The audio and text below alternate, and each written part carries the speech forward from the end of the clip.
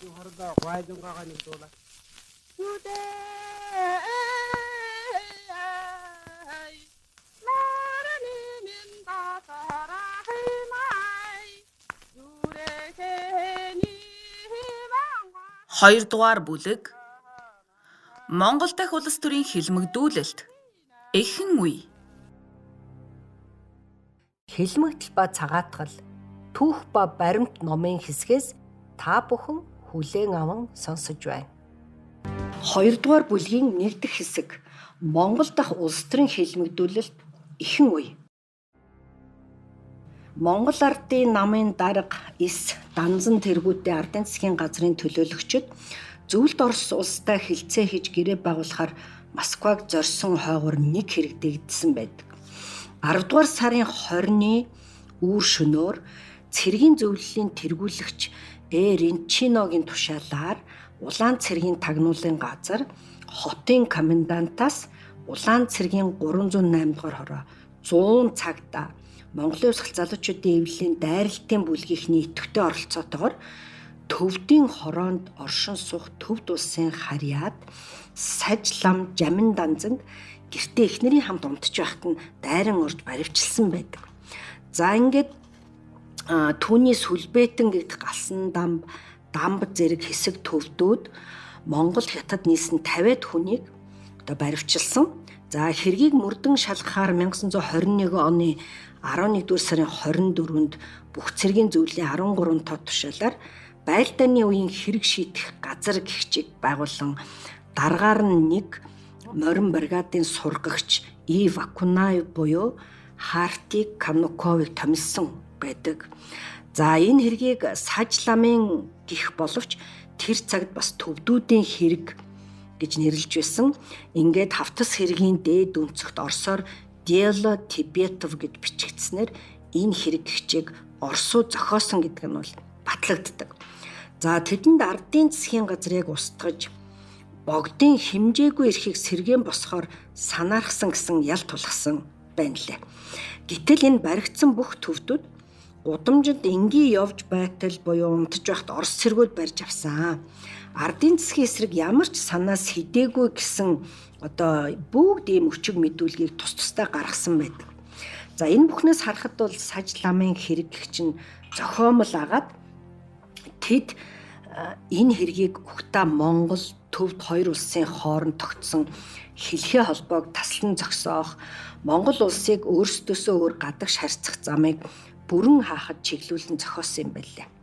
Хиттийн тийм бодлогоор нь авч үзвэл төвд гаралтай богд хааны эсрэг, за Монголын уламжлалт төрж ёсны эсрэг хийсэн халдлага гэж ойлгож болно. За учир нь тэр үед төвд нь богд хаанд Монгол улсыг хүлээн зөвшөөрсөн цорын ганц орн байсан. Төдийгүй дипломат төлөөлөгчийн газраа хүрээнд байгуулсан юм билээ. За гэтэл энд бас нэгэн эмзэг асуудлыг хөндөх ёстой байгаа. Юу гэвэл 1921 оны 11-р сарын 5-нд Монгол Оросын найрамдлалын гэрээ байгуулагдсан. За гэтэл тэнд Монгол улсын тусгаар тогтнолыг бус Оросын эрх ашигт үйлчлэх засгийг л хүлээн зөвшөөрсөн байдаг. Энэ үеэр богд хааны тангаргийн гэрээ хэмээх эзэсхийн газар дангаар баталсан. За энд маш олон асуудлыг хөндөж болохч саж ламын хэрэг чинь яг найрамдлалын гэрээ байгуулахдаа цаг хугацааны төдийгүй учир шалтгааны холбогдлолтойг өгүүлэх бол учиртай байгаамаа. Хаанаас нь ч харсан энэ бол Улаан Оросын бодлогоор зөвлөх сургагч нарын зохиосон холцоогүй зохиомл гэдэг нь хэргийг хэрхэн шийдсэн болон бусад үйл явдлуудаар бол хангалттай нотлогддөг юм байна лээ.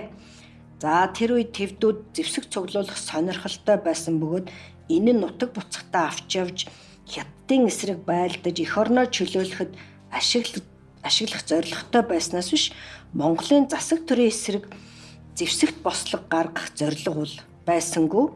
Үүнийг Ренчино, Вакунаев нар мушгин гуйвуулж Монгол төвдийн найрамдалт харьцааг боснуулах далдын хорон санаагаар төвдүүдийг өдөө хатгаж зориуд буу худалдан авахулж баталгаажуулсан байдаг.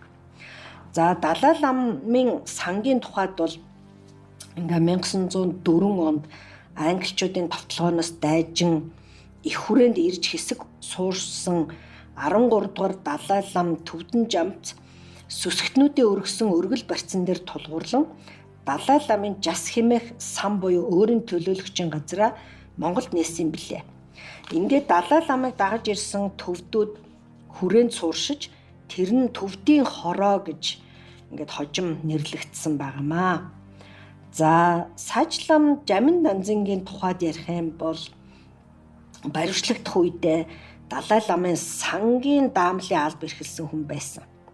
За тэрээр баруун өнгөрний төвд цэргийг тэргүүлэн Гамингуудтай тулалдаж явсан бөгөөд Гамингийн хорионд байсан Богд хааныг суллахад хүчин зүтгэж гавьяа шагнал чүртэж явсан ийм хүн баг. За Монгол төвдөө харилцааг таслахад чиглэсэн энэ ажиллагаа тухайн үедээ хүссэн зорилготой хүрч дууссан мэт харагдаж байсан ч үнэн чанартаа бол олон жилийн турш үргэлжилсэн байдаг. За 1926-аас 27 онд төвдөд анхны элчингээр томилогдсон Хичээнгүй Баатар гүн ил гомб эдшинг 1930 онд цаазлан хороосноос хоёр улсын хооронд 1913 оноос тогтсон дипломат харилцаа бол тасарсан. За ингээ 1931 онд Төвдийн иргэдэл бүрэлдэхүүн ламын хэрэгэгч толбогдсон Архангай аймгийн Тариатын хүрээний 58 ламыг одоо хоморглон цэрлүүлсэн байдгийн байна лээ. За ингээд Төвд Янзан хамб цээл усан хаймчгийг Монголд Японы тагнуулын төв хэмээх бүлгийн удирдагч хэмээн гүтгэж Бурхны шашны бүх орон хийдүүд